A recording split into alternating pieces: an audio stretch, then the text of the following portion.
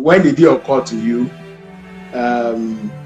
Like I wrote in it all, I kept on coming back year after year, and then it took 4 years for me to get a yes from you. What was going on in your mind in those 4 years? Take us through it, so that maybe the younger ones may learn something from that. Okay. I think you proposed 1988. If I'm still, I can't really remember the year. 1988. September 1988. I remember that night very well, that it was not a good night for me at all, because I was not in for a relationship. But after the first year, you came back again to re-propose again. The second year you came, the third year you came, the fourth year you came. It was the fourth year I decided to, okay, let me take this thing serious. It was the fourth year. The first to the third year, I was not serious about it. I was not even praying about it. I was just putting it just aside, that this brother, because of the care, I was thinking that you're just trying to take me for granted. I was thinking that because of my heart that has gone out for you, you just want to use that one as an opportunity to it's like that, just want to take me for granted. Let me just put it that way. But after the fourth year, I just felt, okay, it's like this brother meant business. Let me be serious about it. Let me pray about it. Let me ask God what God is saying concerning it.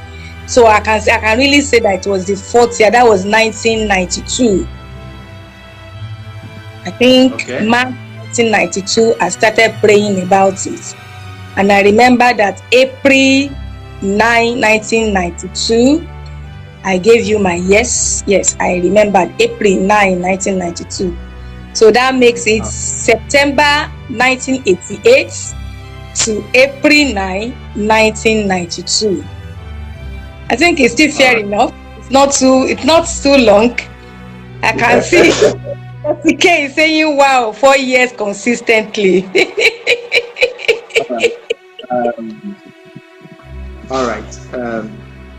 Was it my disability that made you not to really pray all those other times I've been coming? Was it my disability, or was it part of me? And then when you said yes, in part of the disability, what convinced you to say yes? Okay. Your first question says, was it your disability? I would say partially. One of the factors, because I started seeing the reality of life, that if I will go all out with this brother, it means everybody in the house will be on my neck. Everything that we need to do as husband and wife will be on my neck. I was trying to calculate, counting my costs. I was looking at home fronts, because this is a brother that everybody in my house knows him. They know him as Broke. My mom knows him very well, Broke. And even one of them asked me one day that, are you sure this is not the person you are going to marry? And I said, lie over my dead body. We are just father, daughter, just is my spiritual father. And now going back to them to now tell them that, yes, so I've prayed, God has spoken, now I'm convinced, now I want to go with him. It sounds somehow. So I just felt that, no, some of my friends on campus, they've made jest of me. They've said a lot of things. They'll say, you can't escape Broke. I will say, no, I know, no. Every time I will say no. In fact, there was a day that one brother in his room made a statement that said, Sister T, that I may know him and the power of his resurrection. I just looked at him that night and said, this brother, This brother is not serious at all. Who is the person you want to know? He coded the thing for me that night, and I kept it. I said, all of you are not serious. So I was in between all the jests, all the comments, all the reactions of people, disability on one side, my family on one side, myself on another side. And I was just trying to balance things up to see that, to just think and see, can I really cope? Even after God convinced me that, yes, he is the one that I should marry. I told God, I said, God, I don't think I can cope with him.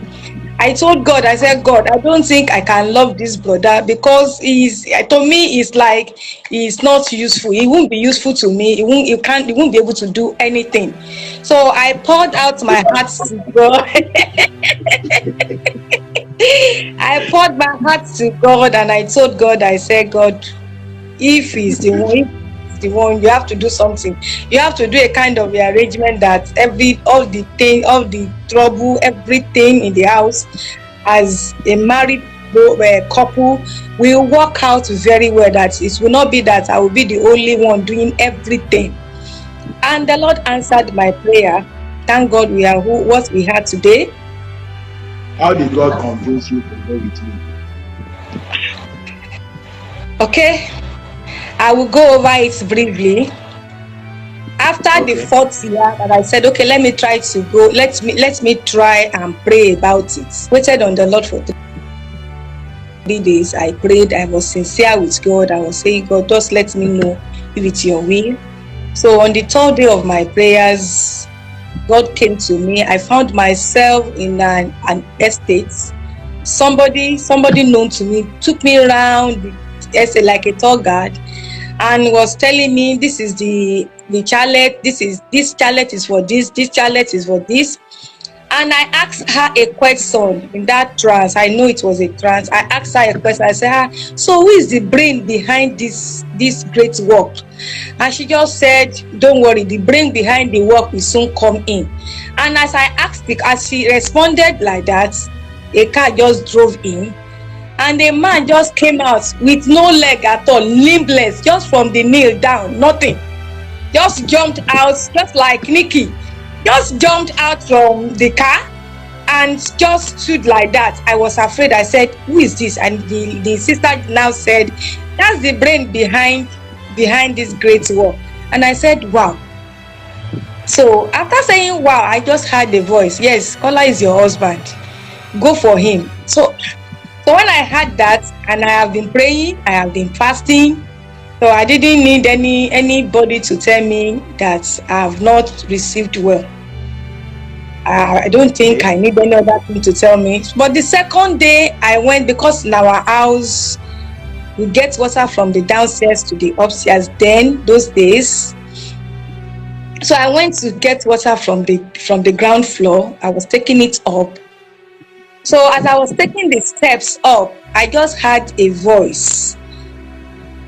It was like somebody was right beside me, and the voice just said, Toyin, Kola is your husband. I just looked down, left and right. I didn't see anybody. So I held on to that one again. I said, okay, even with these two, I don't need any other thing again. So I just said, okay, I think this is God. I think this is God. So God was moving on my behalf. anyway, to go for 4 years too is not easy. So you need to be compensated. So I believe God really compensated. I believe God compensated you for waiting for 4 years. Okay, so when did the love thing? When did it come into the relationship? Since the love was not there at first, it was just friendship. We were just fond of ourselves. So at what point would you say you started really having that love flow? Actually, I was sincere with myself. I told God that this brother, I don't love him. I told God, because I believe in prayer. I can be working, I'll be praying. I told God, I said, God, this man, I don't love him. I don't think we can go on as husband and wife, because we've been knitted together as father daughter, and breaking this father daughter relationship to man and wife. I thought in my mind that it will be one-sided. I will not be free. I will just be doing broke, epelesa, the normal thing as a big brother, a spiritual father. But I prayed, I told God that, God, please help me to break all these boundaries. Help me to break all these boundaries. Help me to be myself, and help me to accept him, and help him also to accept me. This new status that we are entering into, that God should just help me. And God answered the prayer. All right. Thank you for loving me these 27 years. And thank you for tolerating me. I know I can be an handful at times. All right.